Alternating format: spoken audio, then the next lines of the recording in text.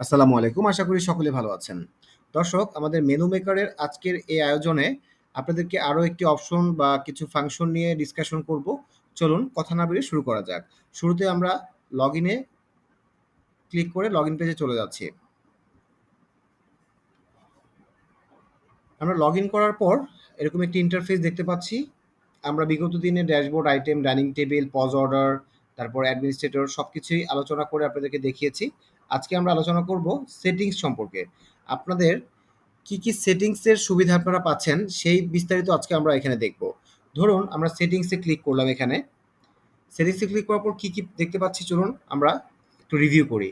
Company, কোম্পানির name, আপনার যে নিজস্ব প্রতিষ্ঠান সেই প্রতিষ্ঠানের নাম আপনারা এখানে সেট করতে পারবেন।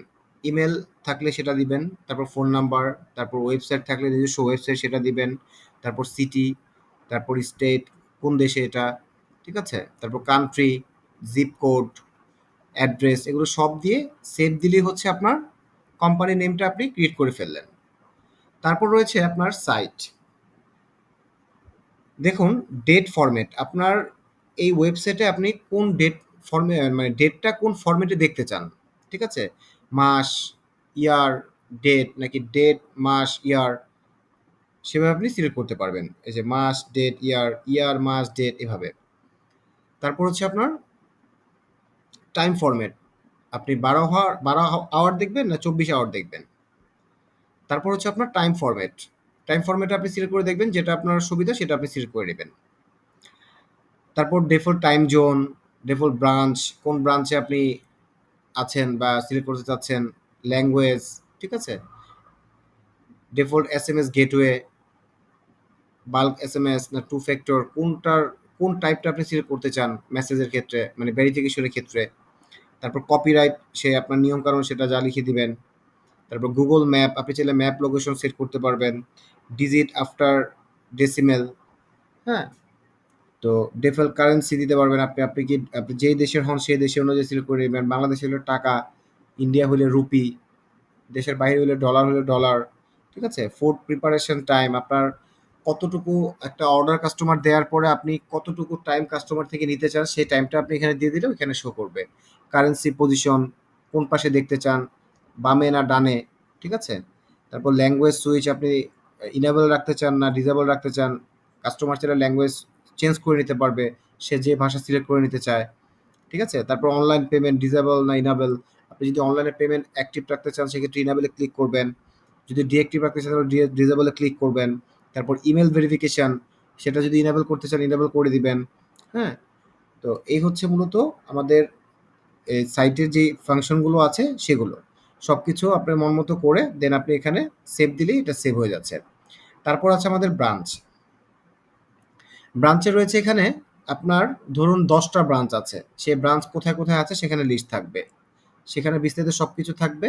আপনি চাইলে নতুন করে এডও করতে পারবেন। যদি ভিউতে ক্লিক করি আমরা দেখুন কি আসে। এখানে ব্রাঞ্চের ডিটেইলস আসবে। ঠিক আছে? আপনি যে ব্রাঞ্চের ডিটেইলস দেখতে চান সেই ব্রাঞ্চের ডিটেইলস এখানে চলে আসবে। তারপর এডিট করতে চাইলে আপনি এডিটও করতে পারবেন। যদি কোনো কারেকশন থাকে সেটা আপনি করে সেভ দিলেই আপনার এখানে এডিট হয়ে যাবে, সেভ হয়ে যাবে। তারপর ডিলিট করতে চাইলে ডিলিটও করতে পারবেন।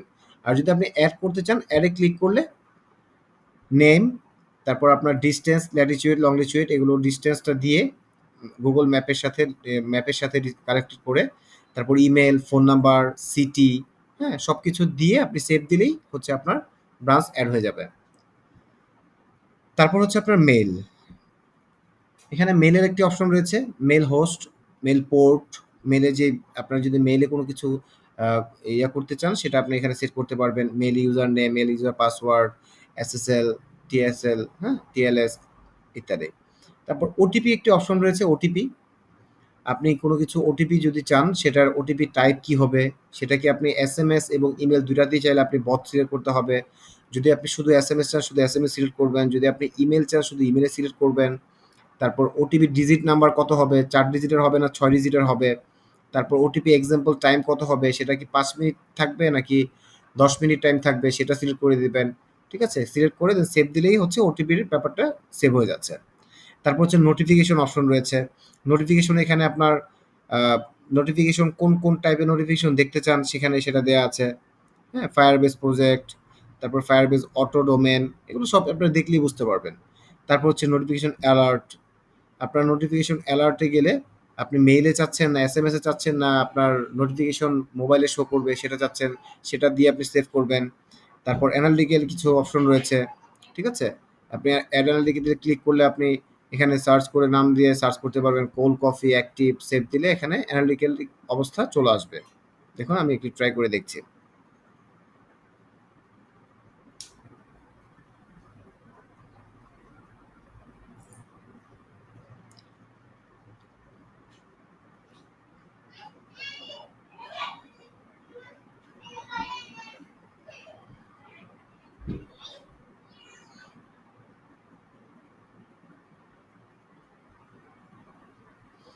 এখানে আমার কোল্ড কফিটা হচ্ছে এড করার পরে কোনো ডাটা সে পায়নি, সেজন্য সে অনেক সার্চিং এ সময় নিচ্ছিল। ঠিক আছে? তারপর এখানে থিমের একটি অপশন আছে। থিমে এখানে আপনি চাইলে আপনার মন মতো আপনি লোগো, তারপর ফুটার লোগো সবকিছু আপনি ফেভারিট আইকন সবকিছু আপনি ইম্পোর্ট করে দেন আপনি সেভ করতে পারবেন। ঠিক আছে? তারপর কারেন্সি আছে, আপনি কোন দেশের কারেন্সি ইউজ করতে চান, ডলার, রুপি, টাকা ইত্যাদি। এখানে এডিট করতে পারবেন, ডিলিট করতে পারবেন। তারপর আইটেম ক্যাটেগরি আছে। আইটেম ক্যাটেগরি আপনি এড করতে পারবেন। এড আইটেমে ক্লিক করলে আপনার আইটেম ক্যাটেগরি এড করতে পারবেন। চুজ ফাইল, নাম, ডেসক্রিপশন, অ্যাক্টিভ, ইনঅ্যাক্টিভ সবকিছু। তারপর আইটেম অ্যাট্রিবিউট আছে। ঠিক আছে? এগুলো সব আপনারা দেখলেই বুঝতে পারবেন। তারপর ট্যাক্স আছে।